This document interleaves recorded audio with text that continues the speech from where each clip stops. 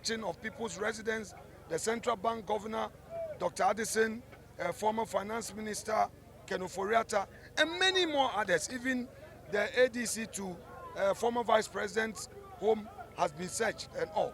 We don't need it. Ghana does not need this. We say enough of this retaliatory politics. You don't take power to destroy institutions of state. If something bad happened yesterday, it doesn't mean it should be repeated. We want this government to focus on governance. A lot of the youth are unemployed. Their business is to create employment and not to create unemployment. Their business is to bring about a peaceful country, not to create chaos. Enough troubles on our land. We need a peaceful judiciary. We need to safeguard the judiciary, and that is all we stand for. It doesn't matter the numbers. After all, this government is just 5 months into office. We are registering this protest, and we have series of activities that we are going to embark on peacefully within the law to register our displeasure about what is being done. If I may ask, what are some of the series of events you are? Well, we'll cross the bridge when we get there. Thank you very much. Last question.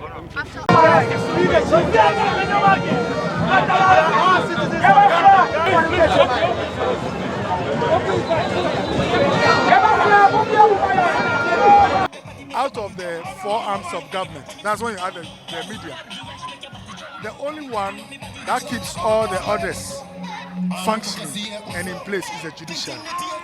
In fact, a politician can legitimately control parliament, legitimately control the executive, and legitimately control even the media.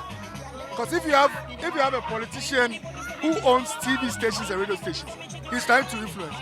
The only arm of government that a politician does not control is the judiciary. So to have a president who indicated in opposition his discomfort with the head of the judiciary and come into office and start a process ostensibly to remove the head of the judiciary, it is the biggest threat to our democracy. In fact, there is only one difference between a dictatorship and a democracy. The only difference is that in a dictatorship, the leader controls even the judiciary. It's the only difference. So if President Mahama succeeds in removing a chief justice that he himself has shown disaffection or dislike for, what it means is that he will now be in control of all the four arms of government. And that will be a danger for this democracy. So we are here not necessarily because of Justice Tokonu.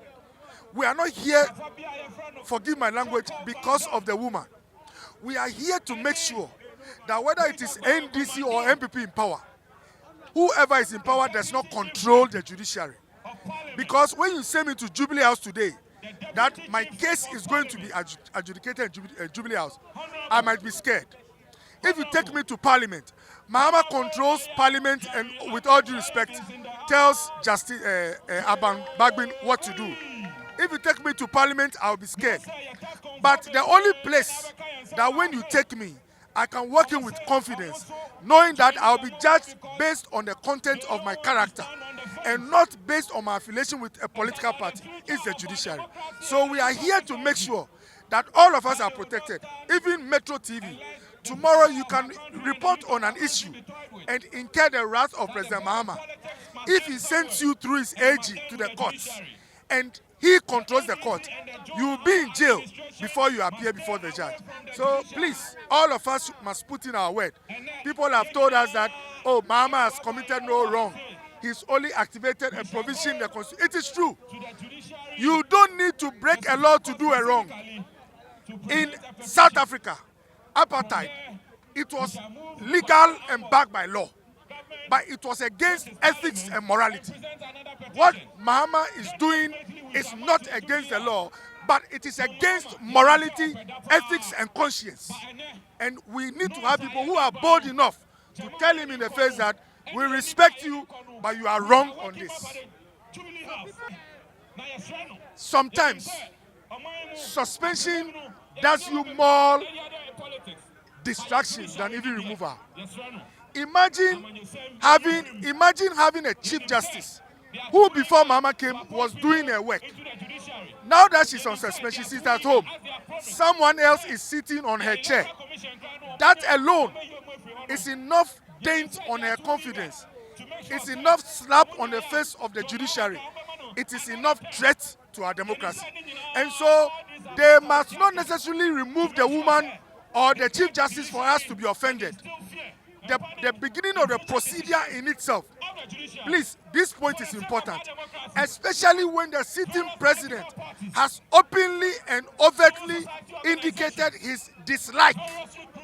This is a woman Mahama has told us, NDC has told us, their national communicator has told us they don't like.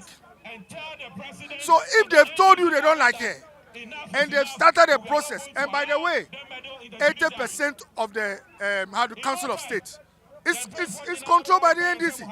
The president appoints members, former chief justice appointed by the president. So most of the places that these things are passing is controlled by NDC apparatchiks. With all due respect, even the committee to sit on Justice Tokonu's case was appointed by Mahama. So if you look at the whole show, you have a leader who says, I want this woman out. And the same leader has brought the people to sit on a woman's case.